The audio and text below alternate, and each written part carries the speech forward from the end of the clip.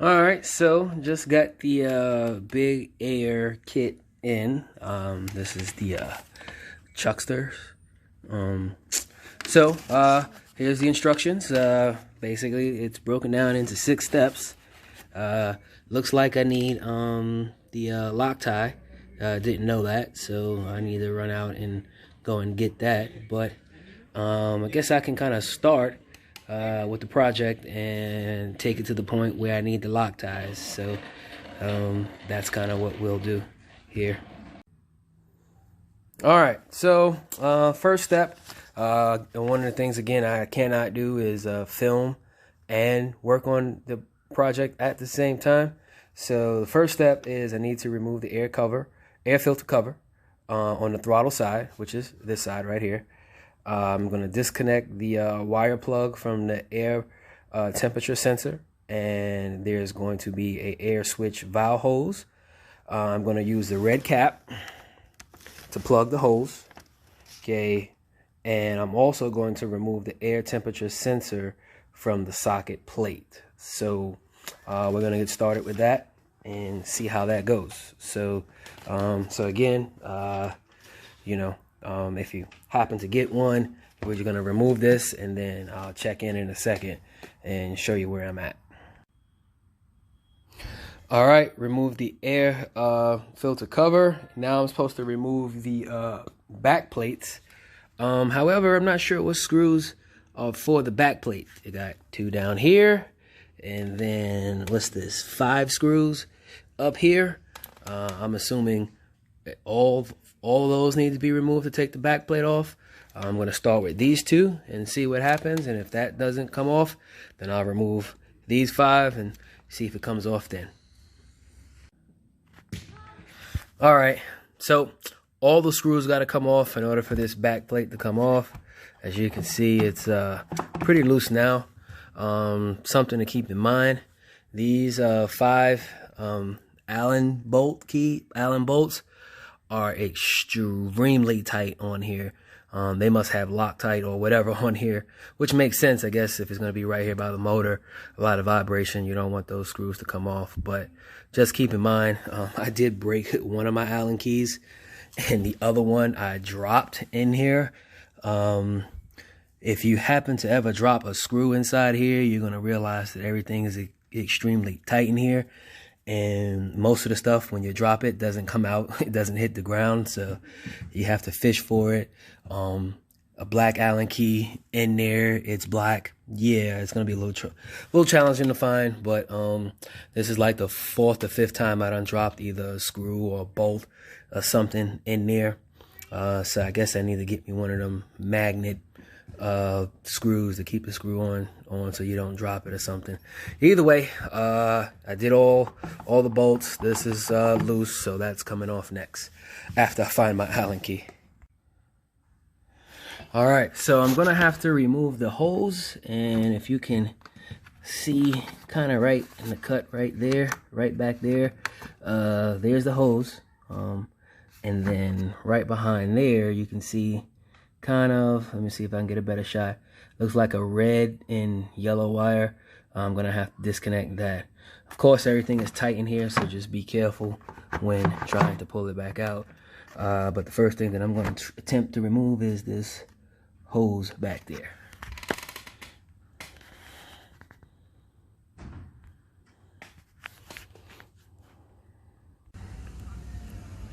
All right, hose and sensor came off pretty quickly. I just used a screwdriver, flathead screwdriver, pushed the hose back, and then used the screwdriver, hit that tab, and pushed back at the same time, and it popped off really fast. My next step is I need to remove the hose. Well, let's see, wait a minute. I need to plug that hose with the red cap provided, and then remove the air temperature sensor from the stock plate. Air temperature sensor. Which one is that?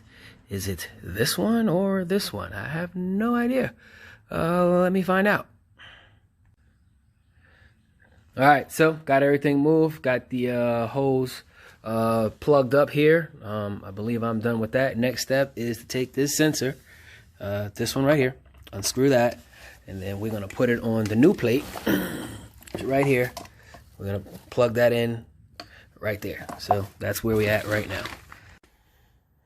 All right, so now I'm on the left-hand side of the bike, and what's supposed to happen here, I need to remove this cover here, and apparently there's going to be a hose somewhere on this side. I need to take that hose off, replace it with the hose that came with the big air kit, connect it here, and then run the hose to the other side so it can connect to the new filter. So right now I'm just going to remove this and take a look at that hose. So just remove the other side, and air filter's over here. I guess it runs on 2 air filters, or it will be running 2 air filters. I wonder if this needs to be replaced from time to time. If I have the big air kit on the other side, I don't know. I will find out about that here shortly. Yeah, that's where we at right now. So I'm going to take these 2 screws off, 1, 2, and hopefully that should be enough to remove this so I can get access to the hose that is behind there. So in order to remove this back plate, gotta remove the filter, and there's a little screw. If you look under there, there's a little screw that's holding the filter. You have to remove the filter in order to get to the, I think there's 2 screws on the back of this filter. So that's what I'm going to do now. Alright, so it's 1 screw, and you can actually see right through the other side. So I will be removing this screw to see if I still need to get to that hose, which I think that's the hose right there. But we'll see once I take this back plate off on the left side. Alright, so what we're going to do is we're going to take this new hose. We are going to connect it here, okay, with my clamp, and run the hose to the right side of the vehicle. So we have to run it through maybe those gaps and on the other side, but that is the game plan. That's what we're doing right now.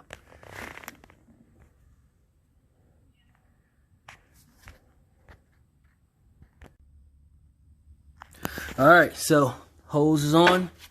I got the hose clamp on right here. Kind of snaked it to the other side.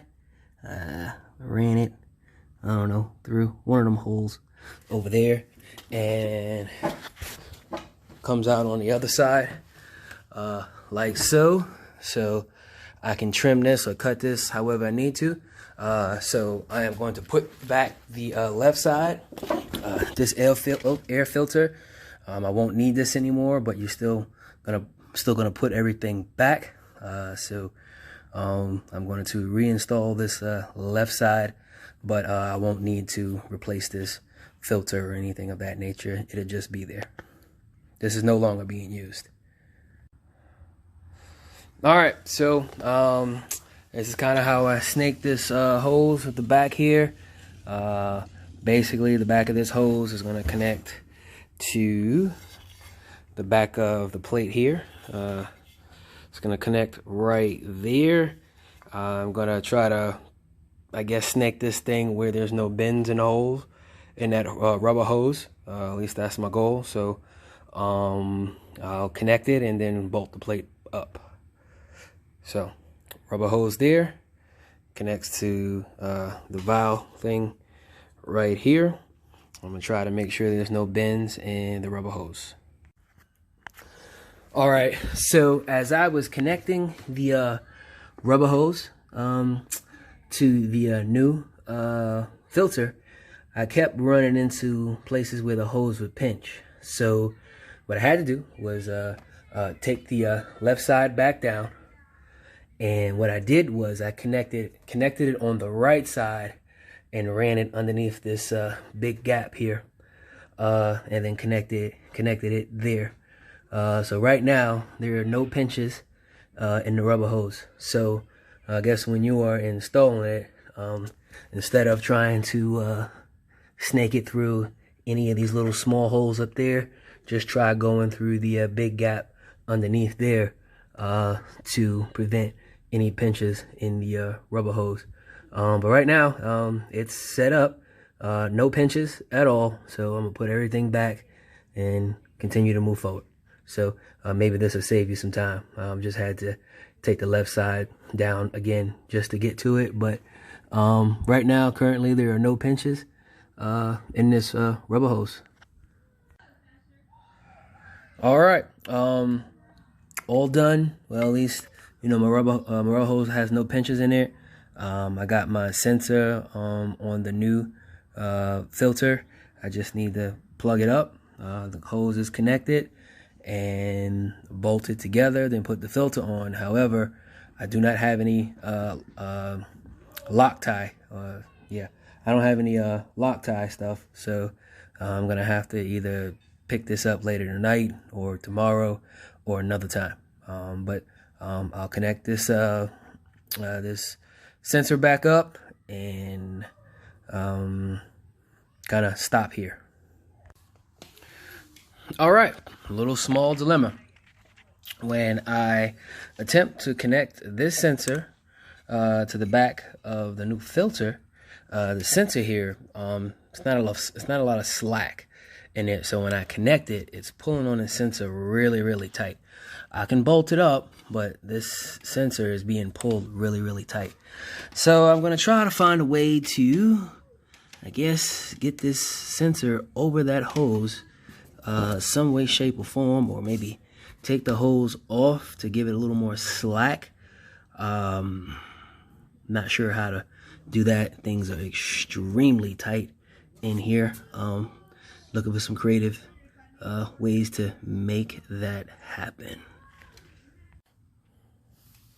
So I am working on removing this hose. Got to get this clamp off, which that's kind of a pain in the ass because it's really, really tight in there. But I got it loose, so I'm going to start working on this so I can remove the hose and get to the wires and try to give this sensor a little more play.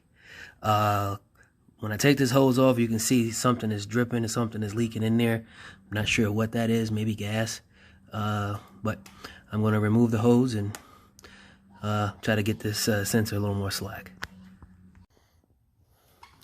All right, so my temperature sensor harness here is extremely tight.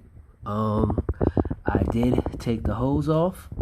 I tried to follow it. It runs pretty much underneath the tank, excuse me. However, it's all tied up, taped up, and I can't get my hand in there and begin to unravel tape. The stuff that came out of here was radiator fluid. So it connects. I gotta, you know, just bolt it up just to see if it connects. It connects. There's a lot of tension there. So I guess I have to just leave it because there's no way for me to get my hands up there and unravel it and try to create more slack. So that's kind of I guess the only unfortunate part that I experienced so far. I don't know if there's a way to well, you know, what are my other options here? I guess if you take the tank off, which I have no idea how to do that, I can probably get to it a little easier and create some slack. So if taking the tank off is an easy job, maybe I'll look into doing that. But until then, man, I'm just gonna leave it as so with the tension there, and you know, hopefully everything works out according to plan. All right, filter is bolted on, Loctite on, nice and tight. Again, still got a little more tension than I was anticipating or would really like in the back, but I'm gonna have to go with it because I can't get my hands up there. All right, bolted on. Looks pretty good. Like how the chrome looks with the bike. Wasn't expecting the K&N on the outside of it, but that's pretty good. Again, all in all, project wasn't too bad. The only thing, as I mentioned before, and I mentioned it several times, I'm just not a big fan of the tension on the sensor. So maybe there's a way that I can go back and try to take some of that tension off. But you know, it's plugged in, so the only thing left to do is just fire it up, make sure there's no codes being thrown or anything of that nature. All right, end of project. So bike's on, no codes, no check engine lights or anything like that. That's always a good thing. And sounds like she's sucking air already, which is good. So kind of doing, I guess that's what a cold air intake's supposed to do. I think I got it set up correctly. So we'll get this thing rolling, maybe get out tomorrow. It's supposed to be nice for a few hours and see how the bike responds.